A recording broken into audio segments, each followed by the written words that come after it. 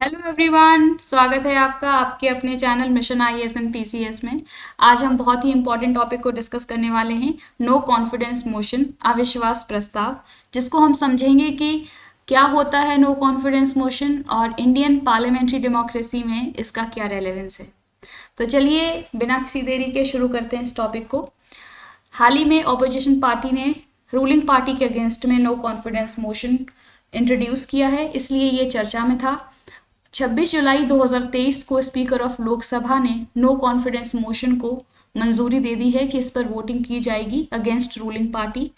हमारे लिए इम्पॉर्टेंट है कि इस पर्टिकुलर कॉन्सेप्ट को समझना कि नो कॉन्फिडेंस मोशन क्यों लाया जाता है और इसका क्या इम्पोर्टेंस है।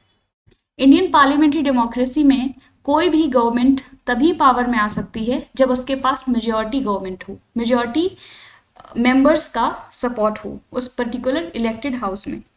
अगर हम कॉन्स्टिट्यूशन की बात करें तो कॉन्स्टिट्यूशन का आर्टिकल 75 का जो क्लॉज 3 है वो ये कहता है कि जो काउंसिल ऑफ मिनिस्टर्स हैं वो कलेक्टिवली रिस्पॉन्सिबल होते हैं लोकसभा के लिए, और इसी कलेक्टिवनेस को टेस्ट करने के लिए नो कॉन्फिडेंस मोशन को इंट्रोड्यूस किया जाता है ऑपोजिशन पार्टी के द्वारा।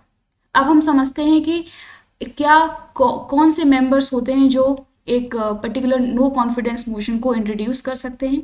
तो कोई भी लोकसभा मेंबर जिसके पास 50 सदस्यों का सपोर्ट है वो नो कॉन्फिडेंस मोशन को इंट्रोड्यूस कर सकता है। इसके बाद बहुत इंपॉर्टेंट पॉइंट है कि क्या नो कॉन्फिडेंस मोशन राज्यसभा में भी इंट्रोड्यूस किया जा सकता है। तो आंसर इज नो, क्योंकि जो नो कॉन्फिडेंस मोशन है वो सिर्फ लोकसभा में लाया जा सकता है, क्योंकि जो मिनिस्टर्स होते हैं वो लोकसभा के लिए रिस्पॉन्सिबल होते हैं, ना कि राज्यसभा के लिए। तो ये इम्पॉर्टेंट फैक्ट है, याद रखिए। और जब भी लोकसभा के जो स्पीकर हैं उनकी मंजूरी मिल जाती है इस पर्टिकुलर प्रपोजल को, तो इस पर वोटिंग की जाती है, और अगर वोटिंग में ये नो कॉन्फिडेंस मोशन पास हो जाता है, इसका मतलब ये है कि गवर्नमेंट ने अपनी मेजॉरिटी को लॉस्ट कर दिया है, अपनी मेजॉरिटी को मतलब मेजॉरिटी अब खत्म हो गई है गवर्नमेंट की, और now government is bound to vacate the office. अब गवर्नमेंट को वहाँ से रिजाइन करना पड़ेगा, और गवर्नमेंट एक तरीके से सरकार है, अब पावर में नहीं रही है, अब सरकार नहीं रही है। इस पर्टिकुलर नो कॉन्फिडेंस मोशन का मतलब यही होता है।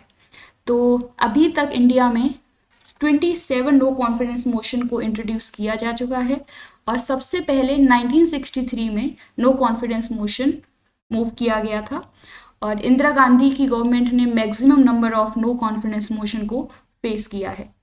तो बेसिकली गवर्नमेंट की मेजॉरिटी को टेस्ट करने के लिए कि क्या उनको इलेक्टेड हाउस में सपोर्ट मिला हुआ है कि नहीं, इस बात को देखने के लिए नो कॉन्फिडेंस मोशन इंट्रोड्यूस किया जाता है। तो ये है नो कॉन्फिडेंस मोशन। अभी देखना ये है कि जो अभी रूलिंग पार्टी के अगेंस्ट में नो कॉन्फिडेंस मोशन आया है क्या वो पास हो पाता है या नहीं। लेकिन पॉसिबिलिटीज़ ये रहती हैं कि अगर पार्टी ऑलरेडी मेजॉरिटी में है तो वहाँ पर इसको पास करवाना थोड़ा सा मुश्किल होता है। तो इसके बारे में आगे पता चलेगा कि इसका क्या रिजल्ट होने वाला है। तो ये था पूरा नो कॉन्फिडेंस मोशन। होपफुली आपको ये पसंद आया होगा। अगर आपको ये पसंद आता है इनिशिएटिव तो प्लीज़ इसको सपोर्ट कीजिए, लाइक कीजिए, शेयर कीजिए एंड सब्सक्राइब कीजिए हमारा channel mission IAS and PCS. Thank you.